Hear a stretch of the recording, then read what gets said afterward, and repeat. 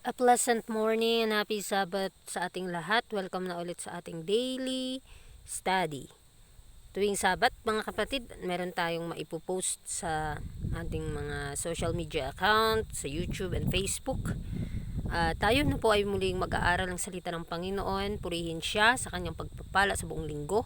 Tayo na muli ay mag-aaral ng kanyang mga salita, entitled Career. So, dito pa lang makikita natin sa larawan yung mga tao na may kanya-kanyang mga trabaho, may kanya-kanyang mga negosyo at mga propesyon na meron sila. So, atin po itong pag-aaralan patungkol sa kalooban at sa salita ng Diyos.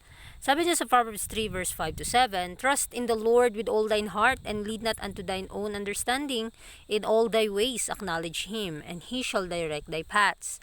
Be not wise in thine own eyes, fear the Lord, and depart from evil. So, sa ating buhay bilang Kristiyano, habang tayo ay pumipili ng ating mga landas na tatahakin, kinakailangan tayong magtiwala sa Panginoon at sa ating buong puso at buong pagkain sa buong kaluluwa natin.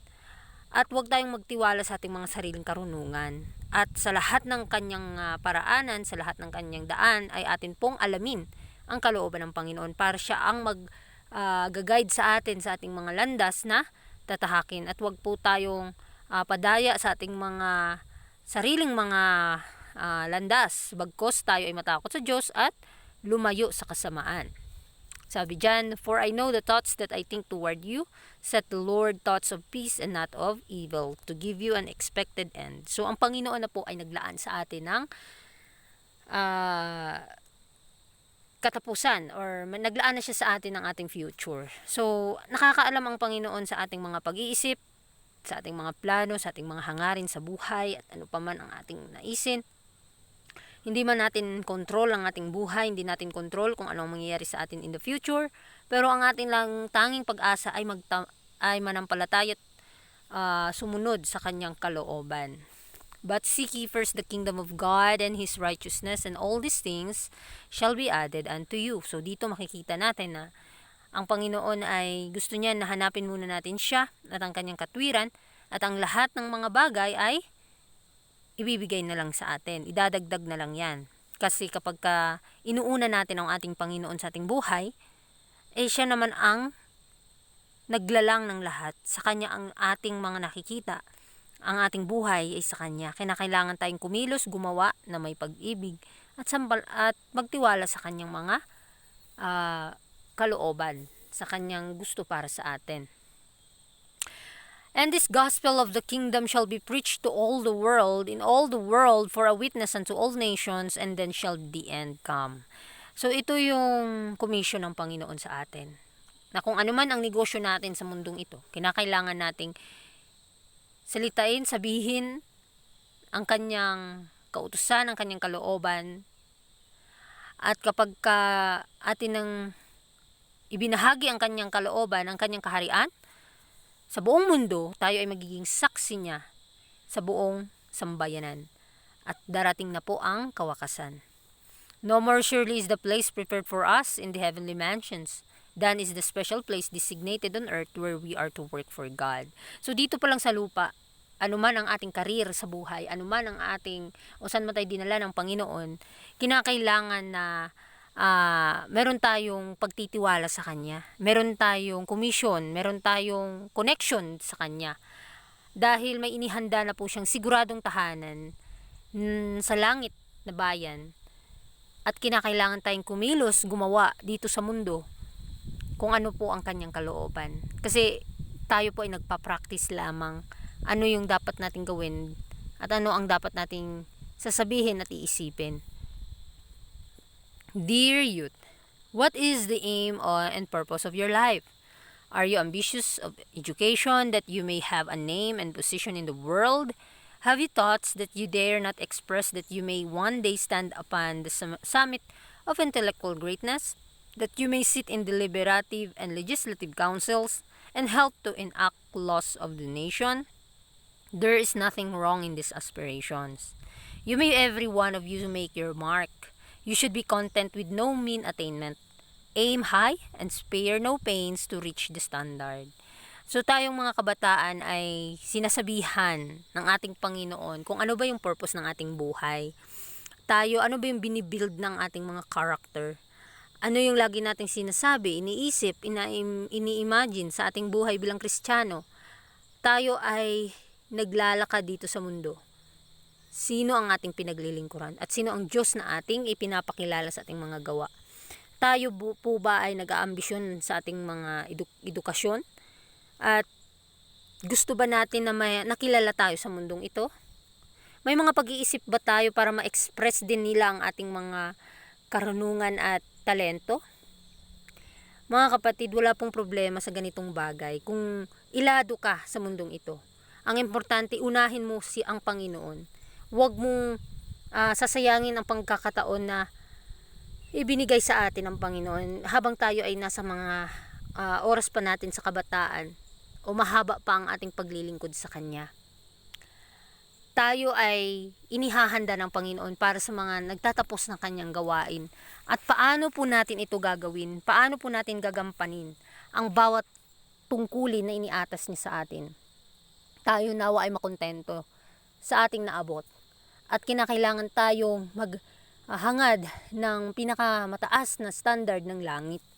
Ipakilala po natin ang ating Panginoon sa ating buhay kung saan niya man tayo dadalhin, sa konseho, sa barangay, sa palengke, sa tahanan, sa iglesia, sa mundo.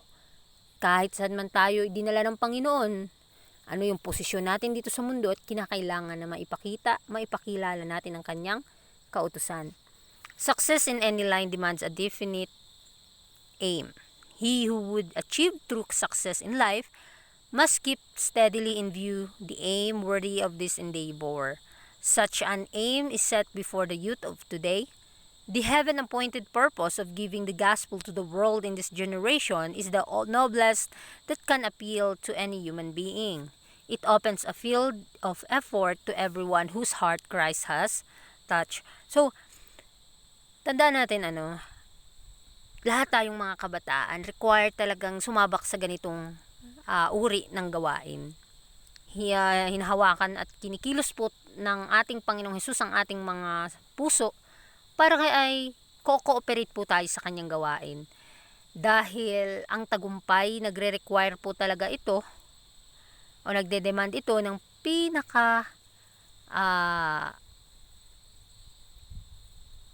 pinakamasigasig na paggawa. At kapag gusto nating mag-achieve ng tunay na success sa buhay, kinakailangan tayong mag-keep steadily in view sa ating Panginoon. Kinakailangan tayong tumingin sa Kanya anuman ang mangyari, anuman ang ating posisyon sa mundong ito. Ang langit ay nagagalak sa bawat kabataan na may self-sacrifice, na handa niyang isakripisyo ang lahat sa Kanya para sa gawain ng Panginoon, upang maipagkaloob na sa mga tao dito sa mundo ang katotohanan. At sa bawat henerasyon ay kinakailangang maipakita sa mga ang katotohanan, maipakilala sa mga tao. Dahil bawat isa sa atin binigyan ng pribileyo ng Panginoon para mabuksan ang bawat field of effort sa bawat isa. Dahil ang Panginoon nga talaga ang humahawak sa atin. Siya ang kumikilos sa atin. Sabi diyan, God's purpose for the children growing up beside our earth, our hearts is wider, deeper, higher than our restricted vision has comprehended. From the humblest lot, those who He has seen faithful have in time past been called to witness for Him in the world's highest place. And many a lad of today, growing up as did Daniel in his Judean home, studying God's word and His works and learning the lessons of faithful service, will yet stand in legislative assemblies, in halls of justice, or in royal courts, as a witness for the King of Kings. So, ang Diyos ay nagnanais. May mga purpose siya sa bawat kabataan na lumalago sa Kanyang karunungan. Dahil inihahanda lamang po tayo sa Kanyang gawain, ay napakalalim at napakalapad at pinakamataas na kailangan nating maabot. mula sa pinakamababa, kinakailangan tayong kumilos na may katapatan. Dahil ang panahon natin ay talagang lilipas lang. Nawa ay tayong tinatawagan ay maging saksi po tayo sa mundong ito sa ating Panginoon. Dahil maraming mga tao ngayon na kinakailangang tumubo gaya ni Daniel sa kanyang tahanan, paano siya nabuhay, na nag-aaral ng salita ng Diyos at kumikilos at nag-aaral na may katapatan sa kanyang pagsiservisyo. True education does not ignore the value of scientific knowledge or literary acquirements, but above information it values power, above power, goodness above intellectual acquirements, character. The world does not so much need men of great intellect as of noble character. It needs men in whom ability is controlled by steadfast principle. So, ang tunay na edukasyon ay hindi nag-i-ignore o hindi ignorante sa value ng scientific knowledge. Kasi nga, science, the true science is to know God. To know who is God, the Father, and who is the Son of God, Jesus Christ. Para maintindihan ng bawat isa, kinakailangan itong mapurma. Kinakailangan ipakilala sa kanila ang ating Panginoon, ang ating Diyos Ama sa langit at ang ating tagapagligtas na si Jesus. Upang mahubog po ang ating mga karakter, maipakita yung kaputihan at ng kanyang pagkatao. Dahil sa ating panahon ngayon, ito po yung mga taong kinakailangan ngayon na may mataas na ambisyon sa makalangit na bagay upang makontrol ito ng prinsipyo ng langit. How many can truthfully answer this question? What is the essential education for this time? Ano nga ba ang tunay at kinakailangang edukasyon sa ating panahon? Education means much more than many suppose. True education embraces physical, mental, and moral training in order that all the power shall be fitted for the best development, to do service for God and to work for the uplifting of humanity, to seek for self-recognition, for self-glorification, will leave the human agent destitute of the Spirit of God, destitute of that grace which will make him a useful, efficient worker for Christ. So, ang tunay na edukasyon, kinakailangang magkasabay, kinakailangang balance sa aspeto ng buhay, physical, mental, at moral na pagsasanay. In order na ang lahat ng kapangyarihang ito ay fitted para ma-develop ito sa paglilingkod sa Diyos at maitaas ang mga tao na nananampalataya sa Kanya. Tayo minsan naghahanap pa sa ating mga sariling kaluwalhatian, mga sariling kayamanan, mga sariling karunungan, ngunit hindi po ito dapat maging makasanayan. Dapat ang ating Panginoon, ang Kanyang banal na Espiritu ang siyang manan sa bawat isa sa atin upang magamit niya tayo sa Kanyang o maging epektibo tayong manggagawa ni Kristo. Students that exalt the sciences above the God of science will be ignorant when they think themselves very wise. If you cannot afford time to pray, cannot give time for communion with God, for self-examination, and do not appreciate the wisdom which comes alone from God, all your learning will be deficient, and your schools and colleges will be found wanting. So magiging sayang po ang ating pag-aaral sa mga makamundong pag-aaral kung hindi naman ito magagamit sa ating gawain sa Panginoon. Bawat estudyante ay kinakailangang maalam niya ang karunungan, ang siyensya ng Diyos, sino ang Diyos ng science, will be kinakailangan na maging ignorant siya, i-ignore niya yung kanyang sarili na siya ay matalino, dahil ang Diyos lamang talaga ang matalino. Tayo ay pinagkalooban lamang ng ganitong kaalaman para magamit sa kanyang gawain. Nawa ay makita natin, mapansin natin na ang tunay na kagalakan ay ang yung may paglilingkod sa Panginoon, dahil magiging sayang din po ang lahat ng ito kung hindi naman ito magagamit sa kanyang gawain. The specific place appointed us in life is determined by our capabilities. Not all reach the same development or do with equal efficiency the same work. God does not expect the hyssop to attain the proportions of the cedar or the olive, the height of the stately palm, but each should aim just as high as the union of human which divine power make it possible for him to reach. So, bawat isa sa atin ay binibigyan ng capability ng Panginoon. Binibigyan tayo ng responsibilidad para magawa ang kanyang gawain. At tayo ay kinakailangang maarating natin, ma-develop sa buhay natin na magawa natin ang kanyang gawain. Dahil binibigyan niya tayo ng sapat na gawain para sa kanyang kaluwalhatian. At hindi ninanais ng Panginoon yung taong hindi naman fully surrender. Yung mga half-hearted lang na service. No, hindi po yan ang gusto ng Panginoon. Bagkos ang gusto niya fully surrender tayo sa Kanya. At ano yung kalooban niya, yun yung dapat nating susundin. Bawat isa sa atin nawa ay maghangad tayo sa mga makalangit na bagay na magagamit natin ang itong kapangyarihan na magiging posible sa atin para maabot ang ganitong karunungan. Love and loyalty to Christ are the spring of all true service. In the heart touched by His love, there is begotten a desire to work for Him. Let this desire be encouraged and rightly guided, whether in the home, the neighborhood, or the school. The presence of the poor, the afflicted, the ignorant, or the unfortunate should be regarded not as a misfortune, but as affording precious opportunity for service. So dito, yung pag-ibig at ang katapatan sa Panginoon, ito yung nagsisilbi sa atin para tayo ay maging isang tunay na naglilingkod sa Kanya. Kapag ang ating mga puso ay nahipo na, hinawakan na ng Kanyang pag-ibig, tayo na po ay maghahangad na gumawa para sa Kanyang gawain. Nawa itong paghahangad na ito ay siyang encourage sa bawat isa sa atin na magabayan tayo sa daan at landas na ating tatahakin. Kahit na nasa tahanan tayo sa ating mga kapitbahay, nasa ating mga paaralan, kahit sa presensya ng mga mahihirap, mga nalulungkot, mga ignorante, at kahit saan man tayo dali ng Panginoon, kinakailangang ipakita yung tunay na pagseserbisyo na may pag-ibig sa Panginoon at sa ating kapwa.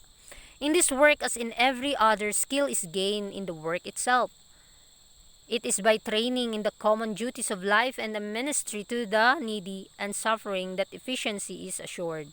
Without this, the best meant efforts are often useless and even harmful. It is in the water, not on the land, that men learn to swim.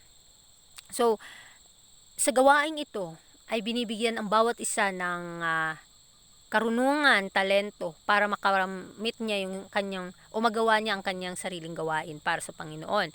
Kapag tayo ay nakasanayan na nating gumawa sa kanyang gawain, tayo binibigyan ng duty sa ating buhay, sa ating mga ministry, na ito'y kinakailangan ng mga nagsasuffer, kinakailangan ito ng mga mahihirap na tao. Dahil napakalaking gawain, kahit sa napakaliit na bagay, kapag tayo gumagawa na may katapatan sa Panginoon, bibigyan niya ng malaking value ito. Kapag wala tayong interest, wala tayong the best meant effort, magiging useless lang din po ang ating mga ginagawa at magiging harmful.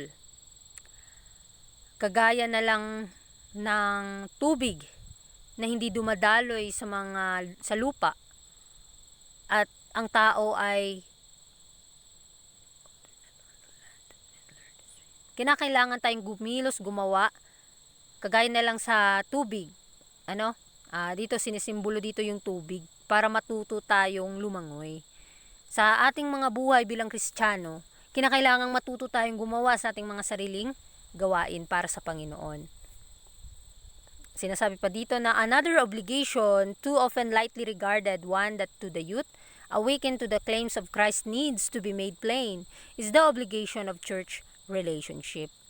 So, itong obligasyon natin, bawat isa sa atin ay kinakailangan gumawa, maging ministro ka man o membro ka man ng iglesia, gumawa tayo. Dahil ang church nga, 'di ba, ay isa itong agency, ahensya ng kaligtasan. At sa bawat isa sa atin, mayroong obligasyon na dapat gawin. Very close and sacred is the relation between Christ and His church. He the bridegroom and the church the bride. He the head and the church the body. Connection with Christ then involved connection with His church. So, bawat isa sa atin ang gumigilos, gumagawa sa gawa ng Panginoon, tayo ay konektado sa langit. Kapag gumagawa tayo dito sa lupa, ko-cooperate po ang ating mga tayo lamang ay nakikipag-cooperate sa ahensya ng langit kung papaano tayong kumilos at gumawa sa kanyang gawain. The church is organized for service, and in a life of service to Christ, connection with the church is one of the first steps. Loyalty to Christ demands the faithful performance of church duties. This is an important part of one's training, and in a church imbued with the master's life, it will lead directly to effort for the world without. So, sa bawat ang iglesia ay organisado, well organized talaga sa pagsiservisyo sa ating Panginoon. Ito ay koneksyon sa iglesia sa langit. Ang pinakaunang hakbang na dapat nating gawin ay makipag-connect talaga sa ating Panginoon upang maging tapat po tayo sa ating performance, sa ating mga duties, sa ating mga church. Dahil napakalaking halaga po ito, kaya nga bawat isa sa atin tinitraining para tayo ay maitaguyod natin sa ating buhay at maipakilala natin ang ating Panginoon sa ating buhay. At ito'y maggagabay sa bawat landas na ating tinatahak. There are many lines in which the youth can find opportunity for helpful effort. Let them organize into bands for Christian service, and the cooperation will prove an assistance and an encouragement. Parents and teachers, by taking an interest in the work of the young people, will be able to give them the benefit of their own larger experience and can help them to make their efforts effective for good. So, bawat isa sa atin, may kanya-kanya po tayong linya kung saan po tayo magaling, maganda ang pagkakagawa. At alam ng Panginoon yung talento na pinagkaloob niya sa atin. Kinakailangan natin itong gawin, gamagampanan po natin sa napakaliit na bagay. At kung kapag ginawa natin ito, pagpapalain po tayo dahil na-organize na po talaga yung ang iglesia ng Panginoon sa kanyang sa paglilingkod sa kanya. Bawat bagulang at guro ay kinakailangang may interes sa paggawa upang ang mga kabataan ay ma-encourage din na gumawa at makatulong upang maging epektibo tayong manggagawa.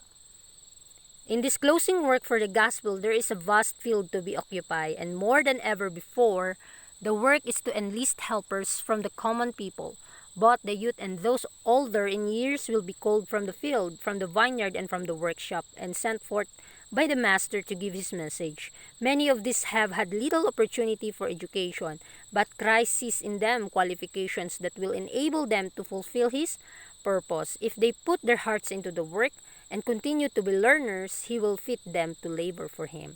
Napakaganda mga kapatid. Ngayong nagtatapos na, malapit nang matapos ang gawain ng kaligtasan, bawat isa sa atin ay iniatasan o meron tayong tungkulin sa gawain na dapat nating mapanagumpayan. At kinakailangan tayong tumulong sa gawain na ito. Wala pong exempted. Tayong lahat, matatanda at mga bata, ay makatulong sa gawain na upang tayo ay maging pagpapala sa kanila. Kaya marami ngayong mga opportunity for education kapag tayo ay magiging interesado sa gawain ito at ibinigay na natin kapag kayong if they put their hearts into the work, magiging manggagawa po tayo, magiging epektibo po tayong manggagawa para sa gawaing ito. He who knows the depths of the world's misery and despair knows by what means to bring relief. He sees on every hand souls in darkness, bowed down with sin and sorrow and pain. But he sees also their possibilities. He sees the height to which they may attain. Although human beings have abused their mercies, wasted their talents, and lost the dignity of God-like manhood, the Creator is to be glorified in their redemption. So, bawat isa sa atin ay nakakaalam kung gaano kalapad at gaanong kinakailangan ng mundo ang katotohanan dahil ito'y malapit ng mapahamak. Dapat ipabatid na natin sa mga tao ang katotohanan ito para makita nila kung gaano kadilim ang landas ng kaluluwa kapag nagiging pabaya sila sa ganitong tungkulin na gawain. Marami ngayong nasasaktan, nalulungkot sa kanilang mga kasalanan. Hindi nila kaya itong mapanagumpayan sa kanilang mga sariling pagsusumikap. Ang tangi lamang nating paraan para mapanagumpayan ito ay humingi ng tulong sa ating Panginoon dahil siya ang magbibigay sa atin ng kagalakan at kapahingahan. So, there is no line of work in which it possible for the youth to receive greater benefit. All who engage in ministry are God's helping hand. They are co-workers with the angels, rather they are the human agencies through whom the angels accomplish their mission. Angels speak through their voices and work by their hands, and the human workers cooperating with heavenly agencies have the benefit of their education and experience. As a means of education, what university course can equal this? So, sa bawat linya ng gawain na binagkaloob sa atin, posible na atin itong magagampanan. If we engage the ministry of God's helping hand, tayo ay magiging isang manggagawa ng mga anghel sa langit. Tayo ay mga human agencies sa pamamagitan ng kanyang kapangyarihan ng Panginoon ay talagang ma-accomplish po natin ang ating mission dito sa mundo. At wala na pong makakahigit pa sa gawaing iniatas sa atin. All the perplexities of life experience will then be made plain. Where to us have appeared only confusion and disappointment, broken purposes, and thwarted plans, will be seen a grand, overruling, victorious purpose, a divine harmony. So, sa bawat nalulungkot na mga kaluluwa, kapag naranasan na nila ang pag-ibig ng Panginoon, minsan tayo pa ay nalilito sa ating gagawin, nadidisappoint, nabubroke tayo sa ating mga plano, sa ating mga sarili. Ngunit nakikita natin na meron tayong tagumpay na maidudulot kapag nananampalataya tayo sa Panginoon, anuman ang ating kakaharap. Kaya mayroon tayong peace of mind kapag ang Panginoon ang ating sinusunod. Kaya sa ating gawain bilang mga Kristiyano, bawat isa sa atin, sino ka man, saan ka man nilagay ng Panginoon, tayo ay may tungkulin na gampanin. At anuman yung career mo dito sa mundo, ginawa ay magamit mo ito sa gawain ng Panginoon, dahil magiging wala po yung silbi kapag wala din po tayong magagawa. Kapag naging stagnant lamang po tayo sa ating mga gawain. Muli, maraming salamat sa inyong pakikinig at magandang umaga and happy Sabbath sa ating lahat.